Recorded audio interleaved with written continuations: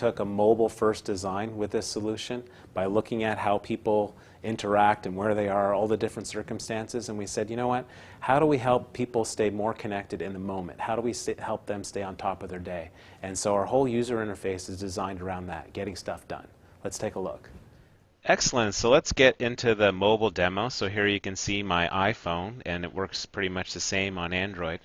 And you can see my Avaya Equinox application. The first thing I like to do is move the application down into my main toolbar area, because this is my go-to application. So now as I navigate my app, I can always access my Equinox experience. So I'm going to go ahead and start the application. And the first thing that happens is you notice that it's prompting you to allow access to certain things like notifications, microphone, calendar, contacts. Later on, it's actually going to ask me for video as well once I start using the camera. Of course, I'm going to accept our user license agreement and get going. Now, the first step is that it asks you to enter your email address, and I'm going to go ahead and type that in. And what this is doing is it's saying, okay, where can I go and get the configuration information for this user automatically, so they don't have to enter any information manually. Of course, if you want to, if you're not set up for this, you can do it manually by tapping the gear icon. But this is obviously recommended because mobile users expect a very a magical experience. In our case, we have different profiles set up, so I'm going to go ahead and select our location. Most customers won't have that step. You know, it's just one place to go and access it. So next is you'll see that I'm prompted for my enterprise credentials. So what happened was the first step is I found the server on avaya.com, and now I'm going to connect to the server by entering my enterprise credentials. The server knows who I am, and it's going to pull all my configuration up automatically. Okay, so with my password in, I'm going to tap on next. And what's happening now is it's getting my personal configuration information. And of course, the app is loading. First thing I need to do here is accept this disclaimer about emergency calling. So I go ahead and do that. I'm presented with an in-app tutorial, and most of us just press skip, and then try to go and find the tutorial later. So in this case, I'm going to go through the tutorial real quick. And it's a nice introduction to the app, and you can go back and view it later. You'll notice, though, the application is fully running at this point. It has my profile information all populated in. You can see the chats that I have, the activity around. So Brad and Kirk, for example, sent messages to me. I have missed calls. All of that information followed me. Even my presence is up to date there. So let me just start by saying that this is the main page that we have. It's called Top of Mind, and this Top of Mind page, you can actually personalize it by tapping on the Top of Mind icon itself, and I can configure the calendars, and I can even go into this modified view by selecting Top of Mind, turning the Top of Mind view off. And when I do that, the UI looks more like a traditional endpoint. This is very useful actually for tiled floor applications, so people that are not really calendar driven. They want access to their dial pad, their contacts, as well as their messages and their directory search. So for me personally, I'm more of a knowledge worker, so I like the Top of Mind on. I'll go back into the calendar view. And so the intent here is how do we keep people more effective by providing an action-oriented user interface. So these are the next meetings that I need to be in. These are recent chat information, recent call history, voicemail, access to the directory, so I can go ahead and search in the directory. And I can even while I'm doing my directory search here, you can see that I have quick actions, so I can slide that over and initiate a call or a voice call, a video call, or send a chat. If I want to, I can tap on the full contact that provides me additional information about the contact.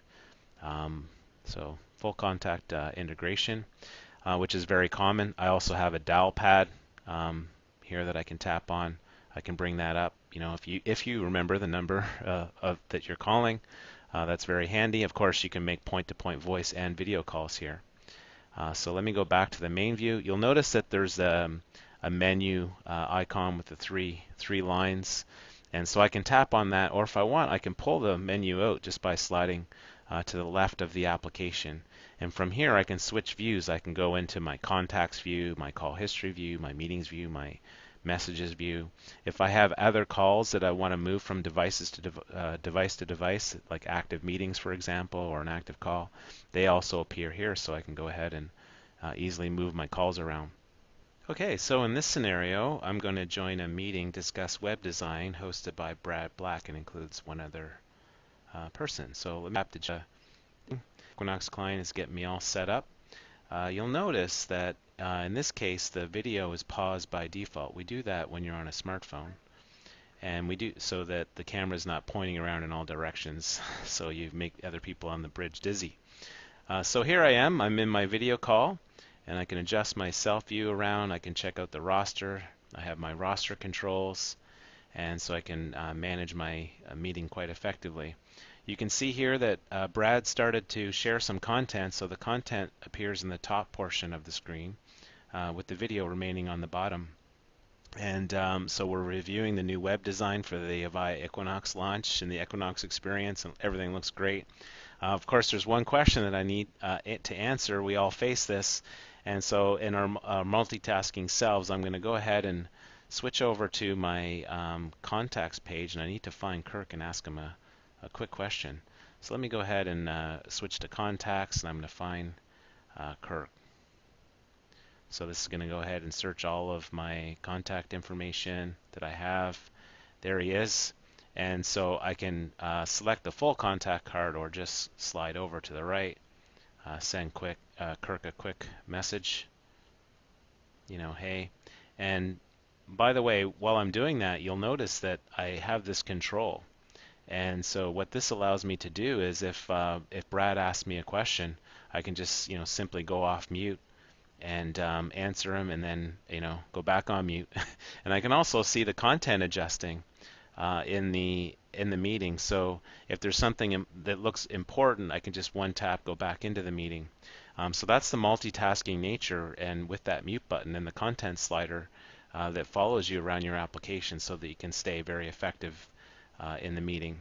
And the last thing that I wanted to show you just quickly is that I also have moderator controls. So I can go into the controls here, move my slider around again. Oh, Brad asked me another question. I can go off mute and answer him.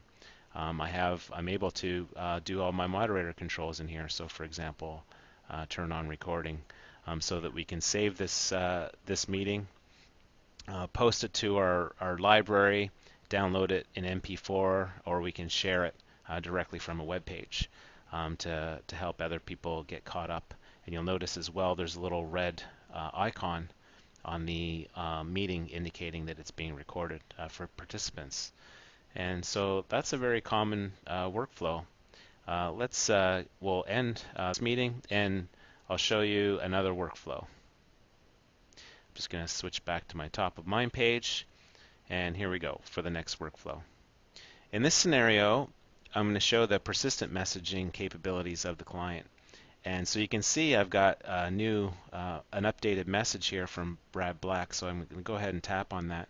Now the beauty of the persistent messaging is that I don't have to be online, and this all of my clients get updated automatically.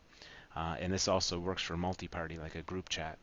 And so what I have here is a conversation that we have ongoing, so I can go ahead and reply to him. I think what I'll do is I'll just give him a couple thumbs up, and away we go. If I wanted to, of course, I can attach additional media from my camera. I can embed new audio, video, so on and so forth. And I was so impressed with that, actually, I need to call him right away. And so you can see the icons on the top, voice and video. So I'm going to start a point-to-point video call. So one tap, and I pick the contact information from, and away we go. We'll see if Brad answers. Hey, how's it going, Brad? Great. Awesome. Just wanted to thank you for the message, and I look forward to talking to you about that further. We'll talk to you later, Brad. And go ahead and end that call with Brad. And that's the beauty, is that I can switch over to my desktop, my browser, any other application, and we can carry on that conversation. So this is a quick walkthrough of the mobile demo. Hope you enjoyed it, and please make sure to watch the next video where we're going to show the desktop version of this. Thank you very much, everyone.